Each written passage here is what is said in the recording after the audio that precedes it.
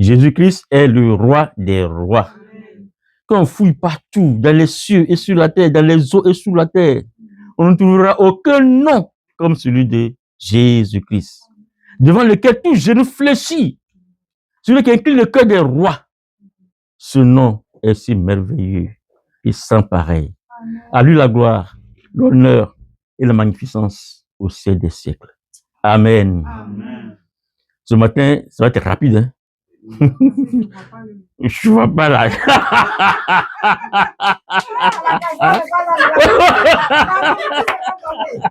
Elle va donner. Les disciples disent, il y a beaucoup de monde, mais il n'y a pas de nourriture. Hein? Et puis, même s'il n'y a pas là, ce que vous avez là, donnez. Et ça suffit. Alléluia. Amen. Dieu au contrôle. Alors, vous savez, dans la vie, il y a certaines choses, on n'a pas besoin d'annoncer ou de dire, quand on le voit net, on le sait. Quand on voit un fou dans la rue, ça veut dire qu'il est fou. On n'a pas besoin de dire, attention, lui là, il est un fou. Hein. Déjà, tu sais, tu as des dispositions. Quand tu vois un moine, tu sais qu'il est moine. Quand tu vois un pasteur ou un prêtre, le pape même, quand on voit aussi, il y a des tenues qui identifient, il y a des comportements qui identifient, il y a la culture, il y a la manière de faire qui identifie l'individu. Alléluia. À l'hôpital aussi, quand les infirmiers ou les médecins consultent un malade, en fonction des symptômes, en fonction des signes qu'il décrit, on pense à une maladie. Quand le malade dit j'ai mal à la tête, un exemple, j'ai mal à la tête, je sens courbaturé, je vomis, je fais diarrhée, on pense à une dysenterie, dans la dysenterie on pense à la fièvre typhoïde, etc. On va faire des examens pour identifier. Les signes renvoient à un type de pathologie. Alléluia. Quand tu fais tel signe, fièvre, etc., on dit bon, voilà telle maladie que tu fais. Quand on voit quelqu'un qui est, je prends l'exemple de nos parents qui sont en Afrique là-bas, puis on voit quelqu'un qui vient des Bengué, qui vient de l'Europe, on sait. Quand on le voit, on dit, hey, frère Denis, toi tu viens de là-bas. Hein? Il y a des choses dont ton comportement révèle. Il y a des choses qui sont révélées par ton comportement, par ta manière de parler. On sait d'où tu viens. Donc, ils ont su ça pour le moment marquant de toi. Ah, même. Ils ont su. Et tout le monde cherche à être à côté d'elle. Alors, dans le domaine spirituel aussi, ça se reproduit. Vous voyez? Quand quelqu'un quitte le monde pour devenir chrétien, normalement, tous doivent savoir que tu as changé. Tous doivent savoir que tu es allé dans le coin là. Tu vas dans l'église, on dirait. Ta manière de parler, ton comportement, tes actes t'identifient. Ta manière de parler, ta manière de t'habiller. On voit que avant-hier et aujourd'hui, là, c'est un peu bizarre. Tes camarades qui tu vas dans les bars boire, et bien ils viennent te voir, mais comme tu ne viens pas les recevoir. Ils disent, qu'est-ce qui est arrivé lui là? Vous voyez? Il y a des comportements qui t'identifient. Et dans le milieu spirituel, cela doit être aussi ta manière de parler, ton habillement, ton comportement, et tout doivent t'identifier comme chrétien. Donc, le dimanche passé, le pasteur apprécié dit, un chrétien, c'est celui-là qui essaie de vivre comme Jésus. N'est-ce pas? Et donc, par cette nouvelle vie, cette manière de vivre comme Jésus, t'identifie. Alléluia. Alors, ce matin, le Seigneur à laquelle je vais partager avec vous un thème très rapidement. très rapidement, en si peu de temps, et que chacun va s'identifier. De quelle pathologie là? Qui il est? Chacun va devoir s'identifier. Et puis, par rapport à son identification, il doit pouvoir trouver le remède. Alléluia. Alors le thème, ce que Dieu a bien à cœur de partager avec vous, il a mis devant vous le brisement et l'amour du prochain comme signe de la nouvelle naissance. Quelqu'un qui est né de nouveau, on doit le reconnaître. Quelqu'un qui est né de nouveau, on doit le reconnaître immédiatement, sans qu'il ait à passer par quoi que ce soit. Alléluia. Dans la nuit, il a fait les choses agrafées, ce n'est pas un ordre. C'est à 1h, 2h du matin, c'est agrafé, le 2 est là, le 1 est bas, en bas, là-bas. Mais c'est pour la gloire de Dieu. Alléluia. Alléluia. Ok. Alors, le salut, un chrétien, le salut s'obtient par la foi en Jésus-Christ. Quand tu as eu la foi en Jésus, tu t'es donné et tu es converti. Alors, qui sait qu'il est devenu chrétien? Ou qui sait qu'il est chrétien? C'est vrai, chrétien. Maintenant, qui sait le début de sa chrétienté? Le début, quand il est devenu chrétien. Parce qu'il y a deux types de chrétiens. Il y a des chrétiens qui sont convertis et il y a des chrétiens dont la conversion est silencieuse.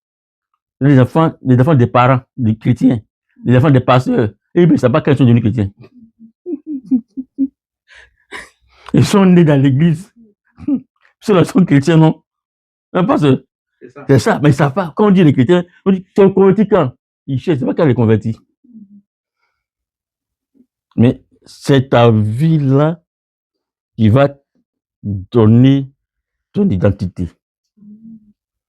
Maintenant, celui qui n'était pas chrétien avant, qui ne connaissait pas Jésus avant, pourrait être souvent brutal. Un déchirement.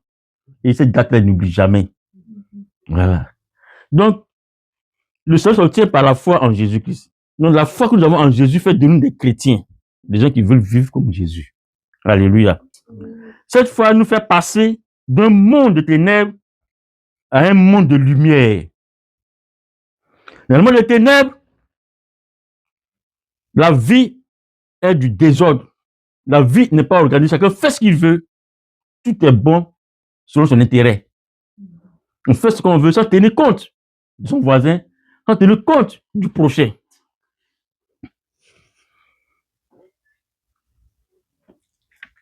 Je te dis quelque chose, mais ça ne va pas bien aller, mais c'est pas grave. La parole de Dieu dit, dans Psaume 119, verset 105, que ta parole est une lumière à mes pieds et est une lampe à mes pieds et une lumière sur mon sentier. C'est le 5e, ce n'est pas votre. Ça va? Le Psaume 119, verset 105. Ta parole est une lampe à mes pieds et une lumière sur mon sentier. Donc, la parole de Dieu que nous écoutons, la parole de Dieu que nous lisons, doivent nous éclairer dans nos cheminements de tous les jours. En plein jour, personne ne peut dire qu'il ne faut pas clair s'il n'est pas aveugle. Or, la parole de Dieu t'éclaire, et t'éclaire de sorte que toi-même, tu te vois. Ce qui est intéressant dans cette parole de Dieu, quand nous la lisons, elle nous éclaire pour marcher droit, mais elle nous réfléchit notre propre image. La parole de Dieu nous réfléchit notre propre image, de sorte que nous voyons nous-mêmes notre propre image. C'est comme chacun de nous, quand on fait à travers la vie, on vient, on passe devant un miroir. Et les femmes encore beaucoup plus. Pour pas faire, comment ça? C'est-à-dire le miroir. Ça nous réfléchit l'image et on doit pouvoir corriger. Alléluia. Amen. Donc, après avoir rencontré Jésus-Christ, sa parole te convainc et te fait entrer dans la grâce. La parole du Seigneur t'éclaire et donc tu vois clair. Pour non seulement marcher comme il veut, mais te réfléchir ta propre image comme un miroir et doit corriger les imperfections. La parole de te réfléchir ta propre image afin que toi, tu corriges les imperfections. De manière, quand tu sors de la douche et que tu mets devant un miroir et que tu vois tes imperfections sur toi, tu les corriges, tu te peiles les cheveux, tu arranges, vous mettez les tailles ou autre chose pour parfait. Pour parfait. La parole de Dieu nous conduit d'éclair pour marcher droit devant Dieu et en même temps réfléchir notre propre image afin que nous corrigions les imperfections. Alléluia.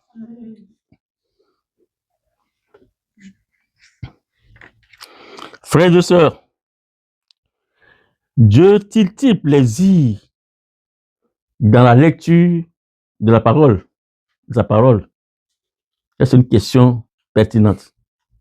Dieu tire plaisir dans la lecture de sa parole. Je vais te choquer ce matin pour dire non. Ce n'est pas le plaisir de Dieu. Tu peux lire la Bible ou écouter la parole de Dieu du matin au soir.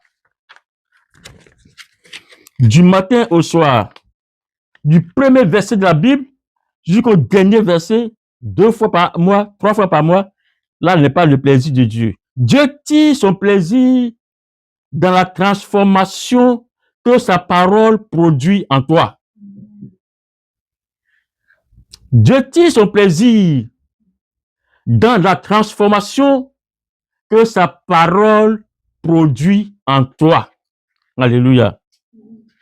Comme je viens de dire, la parole te réfléchit ton image, mais si la parole te réfléchit ton image, et puis ça ne te meut pas, ça ne te dit rien, et tu vis comme d'habitude, attends, je lis un peu. Tu prends l'habitude, tu lis, bon, tu t'en vas, fais ce que tu veux, tu reviens, attends, je lis un peu, chercher le sommeil, tu lis.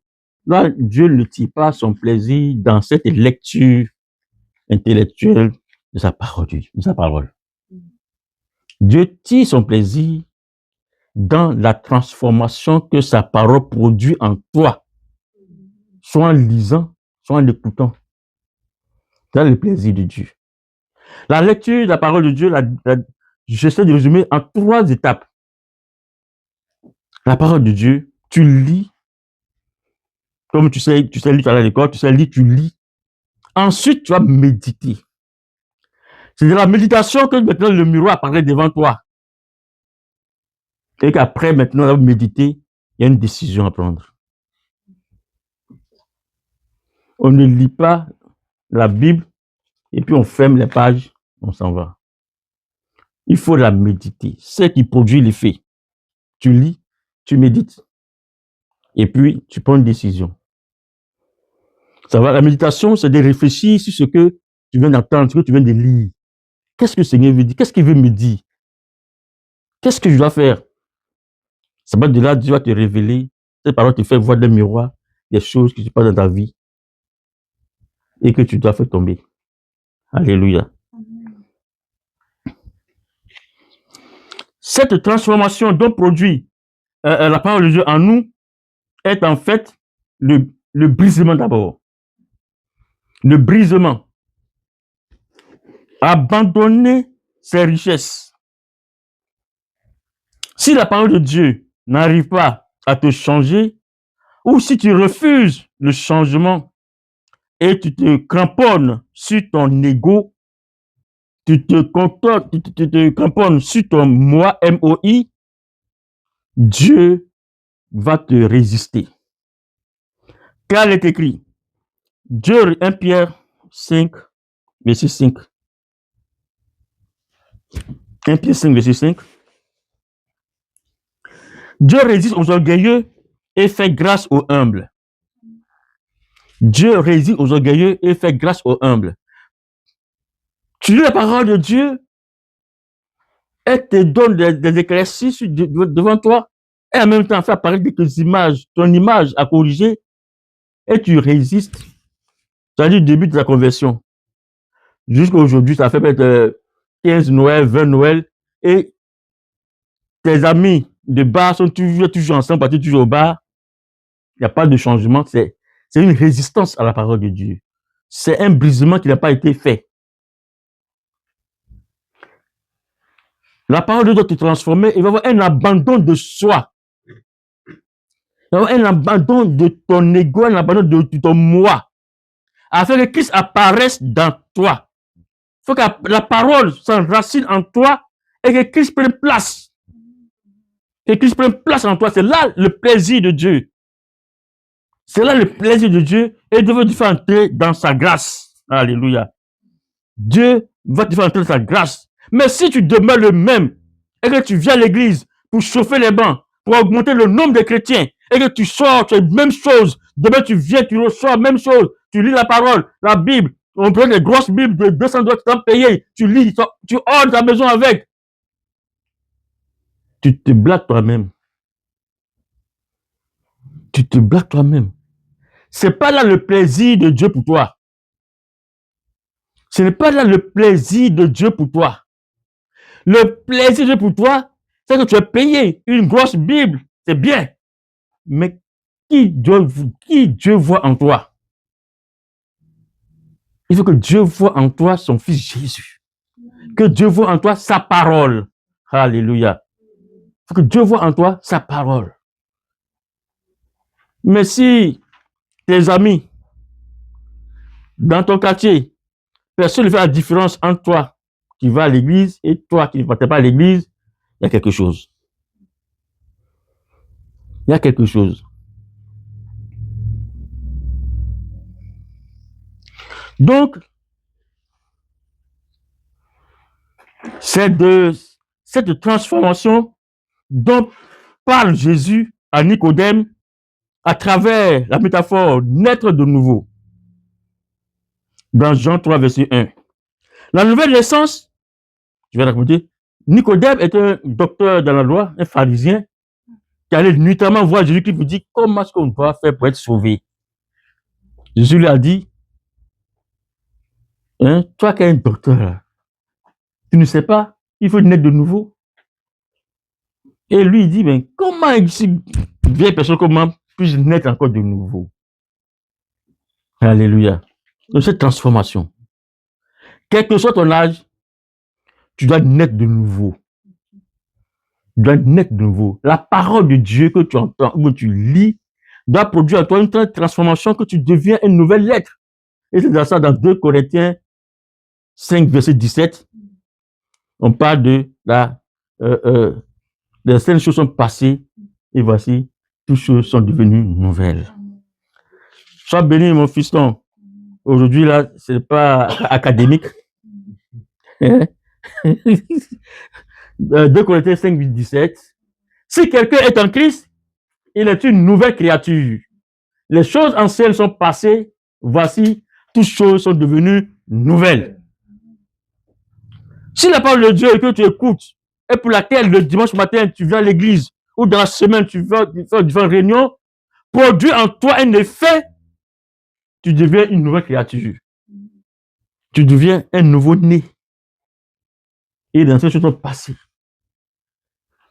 Et tes amis, tout le monde dit, ah, vraiment, ce monsieur a changé, cette dame a changé depuis qu'elle a rencontré ce Jésus, elle n'est plus la même personne. La nouvelle naissance fait de toi ce que déclare 2 Corinthiens verset 17, les anciennes choses sont passées. Mon frère, ma soeur, est-ce qu'il y a une différence entre ton avant, entre guillemets, et ton après la rencontre de Jésus-Christ? Est-ce qu'il y a une différence entre toi, avant de devenir chrétien ou dans l'église, et maintenant tu es chrétien, et quand tu vois les deux personnes là, est-ce qu'il y a une différence?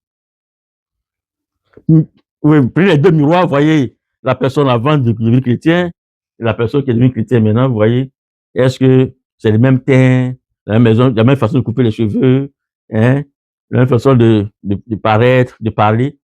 Et s'il y a quelque chose ancien qui demeure, c'est une pathologie qui a besoin d'être soignée. Quand le médecin, l'infirmière fait le diagnostic, on te donne le médicament. Alléluia. c'est de te repentir et d'abandonner ta personne dans les mains de Jésus-Christ. Alléluia. C'est une question de volonté. Une question de volonté. Le pasteur tout à l'heure a dit que tu fais ta semence, notamment l'ennemi vient mettre d'autres semences mélangées pour toi. Et que ce n'est pas tout ce qui t'arrive qui est de la volonté de Dieu. C'est de la volonté de l'homme. Donc, dans toi, la volonté de Dieu, la transformation, Dieu ne peut pas venir par un marteau te transformer. C'est toi ta volonté. Si tu veux laisser croître ton ego et la parole de Dieu, ça va être compliqué. Une vie relationnelle très compliquée avec Dieu. Il faut accepter et il faut vouloir changer. Il faut vouloir abandonner. Et cela, il faut demander à Dieu que voici, d'après ta lecture de ta parole, voici ce que je vois en moi qui n'est pas conforme à ta parole de Dieu. Alors, aide-moi à prendre une décision, aide-moi à corriger, aide-moi à changer. C'est là qu'au fur et à mesure que tout se transforme. Alléluia. S'il n'y a pas de transformation, malgré la lecture de ta parole, s'il n'y a pas de transformation, c'est qu'il y a quelque chose. Alléluia. S'il n'y a pas de transformation, c'est quelque chose en toi qu'il faut enlever. Si tu as des difficultés particulières, tu peux approcher les pasteurs. Les pasteurs sont là. Les conseillers sont là. T'approcher pour dire, ah, parce que vraiment, quelque chose de ma vie là, je n'arrive pas, ça me dépasse moi-même. Donc, j'ai besoin de votre soutien. Il faut que ça soit comme ça. Tu peux pas, tu t'approches. Tu peux parler à Dieu, tu parles à Dieu, et la volonté, c'est à toi de prendre la dernière décision. Dieu peut tout faire, mais ton cœur ne touche pas à ça. La décision là, il a mis ça devant toi, il a mis le bien, le mal. À toi de choisir. Et il te met dans les conditions favorables pour choisir ce qui est bien, dont ta présence à l'église doit t'amener à prendre une décision pour ton propre bien. Alléluia. Alors, de là au thème que nous avions, comme la nouvelle naissance, le brisement et l'amour comme les signes de quelqu'un qui est né de nouveau, quelqu'un qui est converti. Alléluia. Alors, quand on vient là, est-ce que tu te sais, il y a un autre thème qui n'est pas revu, hein, l'amour du prochain, ça s'en vient. L'amour du prochain, ça s'en vient. Je vais aller rapidement pour ça. Alléluia. Tu dois pouvoir faire le diagnostic et c'est un problème, voir le pasteur. Alléluia. L'amour du prochain. C'est deux éléments très importants qui caractérisent quelqu'un de converti. Le brisement de soi. J'ai sauté beaucoup de choses parce que Dieu dit l'intérêt de l'autre doit être au-dessus de ton intérêt. Alléluia. Tu dois considérer l'autre comme étant au-dessus de toi. Je s'appeler un peu pour le midi. Donc, je vais aller, l'essentiel, faire le diagnostic avec le miroir de la parole de Dieu, transforme-toi. Tu dois pouvoir faire la différence entre, comment on appelle, ton intérêt et puis l'intérêt de ton prochain qui est devant toi. Je vais tout faire pour insérer un peu dans l'amour du prochain qui s'en vient. Tu as converti, tout le monde voit. Tu vas maintenant à l'église, tu fais tout, tu crois en Dieu. Qu'en est-il du deuxième grand commandement? C'est vrai, tu es converti, tu fais tout, tu te parfumes bien, c'est propre, beaucoup de choses sont tombées. Qu'en est-il de l'amour? Et là, je vais savoir qu'au niveau de l'amour du prochain, que Jésus a identifié comme le deuxième grand commandement. Dans Matthieu 22, 36 à 40. Maître, quel est le plus grand commandement de la loi? Jésus lui répondit, tu aimeras le Seigneur, ton Dieu, de tout ton cœur, de toute ton âme et de toute ta pensée. C'est le plus grand commandement c'est le premier commandement et le plus grand commandement. Et voici le second qui lui est semblable. Tu aimeras ton prochain comme toi-même. Alléluia. Alléluia. Amen. Le premier grand commandement, tu aimeras ton Seigneur, ton Dieu, tout ton cœur, toute ta pensée, ton âme. C'est ça qui a fait de toi un chrétien, tu as cru de Dieu, tu crois en Dieu. Ça, tout le monde croit en Dieu, hein, on le sait, on vient. Et Jésus dit, voilà le deuxième qui lui est semblable. Tu aimeras ton prochain comme toi-même. Alléluia. Tu aimeras ton prochain comme toi-même.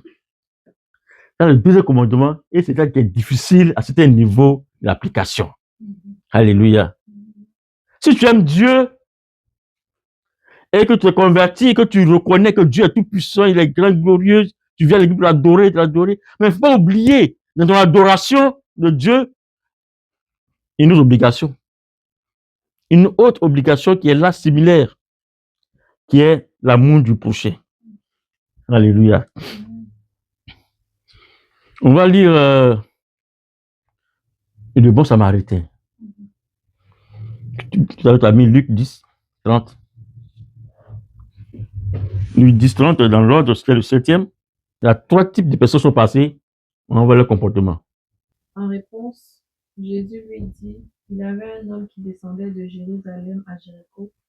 Quand il fut attaqué par des brigands, ils lui arrachèrent ses vêtements, le rouèrent de coups et s'en allèrent, le laissant à moitié mort. Or, il se trouva qu'un prêtre descendait par le même chemin. Le premier passage qui a passé, un prêtre passé par le chemin. Allons-y. Il vit le blessé et, s'en écartant, poursuivit sa route. Et ayant vu le blessé agonisant, et il a continué sa route. Un prêtre. De même aussi, un lévite arriva au même endroit. Un lévite arriva aussi au même endroit. Le vit et, s'en écartant, poursuivit sa route. Et lui aussi, il a continué le blessé agonisant et il a poursuivi sa route. Mais un Samaritain qui passait par là arriva près de cet homme. Un Samaritain qui arriva aussi près de cet homme. En le voyant, il fut pris de compassion. En le voyant, il a pris compassion. Il s'approcha de lui, soigna ses plaies avec de l'huile et du vin et les recouvrit de pansements. Alléluia. Il s'est approché du blessé et il a fait le premier pansement, la sepsie des plaies. Puis, le chargeant sur sa propre mule, il l'emmena dans une auberge où il le soigna de son mieux. Alléluia. Il a pris le blessé, il l'a mis sur son cheval et puis lui, il a marché, il a tiré pour aller à le village le plus proche pour le soigner. Le lendemain, il sortit 2 pièces d'argent, les remit à l'aubergiste et lui dit, prends soin de cet homme et tout ce que tu auras dépensé en plus, je te le rembourserai moi-même quand je repasserai. Alléluia. Amen. Non seulement il a conduit à l'hôpital, le village le plus proche, dans une aubergerie, où il fait les soins infirmiers, puis là-bas. Le lendemain, il est passé voir son malade. Et il a donné ce qu'il avait sur lui, 2 pièces d'argent. Je n'ai pas fait la conversion, c'est assez important. Il dit, bon, tenez ça, prenez bien soin de lui. Je voyage, à mon retour, j'ai passé, s'il y a d'autres dépenses encore, je vais les assurer. Alléluia. Et Jésus va poser la question entre ces types de personnes et les Samaritains, qui aime son prochain. Alléluia. Vous voyez, un prêtre, quelqu'un qui enseigne la parole de Dieu, qui croit en Dieu, qui respecte la loi. Il a vu un malade, un blessé, à sur la route. Il ne sait pas possible pour s'il respire, s'il a besoin de soins. Il est parti. Un lévite, c'est un homme de la loi, dans la parole de Dieu, au niveau des Juifs. Également, il est venu aussi, il a continué sa route. Un Samaritain qui n'est pas considéré par les Juifs. Parce qu'au temps de la mort de Salomon, que le pays a été divisé en 2, il y a un groupe qui s'est mélangé avec d'autres groupes et ils ont Ils ont spolié un peu, qu'on appelle la Torah. Et donc, les Juifs ne les considèrent pas trop comme de bonnes personnes. C'est celui-là qui est venu et qui a pris soin du blessé et qui l'envoie à l'hôpital de la guérir. Les deux premières personnes sont des gens qui connaissent Dieu. Alléluia. Ceux qui connaissent Dieu comme vous et moi, qui lisent la parole de Dieu, vous et moi. Mais il y a un seul élément qui manquait dans leur adoration de Dieu, l'amour du prochain. Pas d'empathie. Pas d'empathie. En tant que chrétien, tu dois aimer celui qui est en face de toi comme créature de Dieu, sans tenir compte de sa race, tenir compte de son ethnie, etc. Alléluia. Philippiens 2, 3 à 4. Philippiens dans les épîtres de Paul. Oui. Je lis la parole. Oui. Philippiens 2, 3, 4. Mhm. Ne faites rien par esprit de parti, Mhm. par vaine gloire. Mhm. Ok. Ne faites rien par esprit de parti. C'est-à-dire, dans votre relation avec les gens, ne soyez pas sectaire, de groupe en groupe. Non, c'est les Ivoiriens, soit les Ivoiriens, et je suis ici, etc. Non, non, non. Ou bien pour vous glorifier, être dans tel groupe là, parce qu'on vous voit vous seul. Ah, non, non, non. Allons-y. Mais que l'humilité vous fasse regarder les autres comme étant au-dessus de vous-même. Mais que l'humilité vous fasse regarder les autres comme étant au-dessus de vous-même. Que l'humilité, que le brisement que vous avez subi là, fasse voir l'autre en face de vous comme étant au-dessus de vous. Que chacun de vous, au lieu de considérer ses propres intérêts, considère aussi ceux des autres. Donc, au lieu de considérer tes propres intérêts à toi seul, tout te ramenant tout à toi seul, il faut commencer par celui qui est en face de toi d'abord. C'est là aussi l'accomplissement de la loi. Alléluia. Et Jésus va donner l'exemple en lavant les pieds de ses disciples. Pour leur dire, pour être grand, il faut savoir être humble. Pour être humble, se faire petit. Et l'humilité, Dieu accorde du plaisir à cela. Alléluia. Alors, ce matin, voici, pour connaître quelqu'un qui est né de nouveau, voici les signes qui doivent le caractériser. Le brisement de soi, l'acceptation de changer au regard de la parole de Dieu, de se sentir brisé et transformé. Et en plus, non seulement aimer Dieu, mais aussi accomplir l'amour. L'amour que Dieu a eu pour toi, il est venu te chercher. Cet amour-là aussi rejaillisse sur les autres. Et que tu vas profiter aux autres de cet amour-là, afin que le Dieu soit glorifié et non pas ta personne. Alléluia.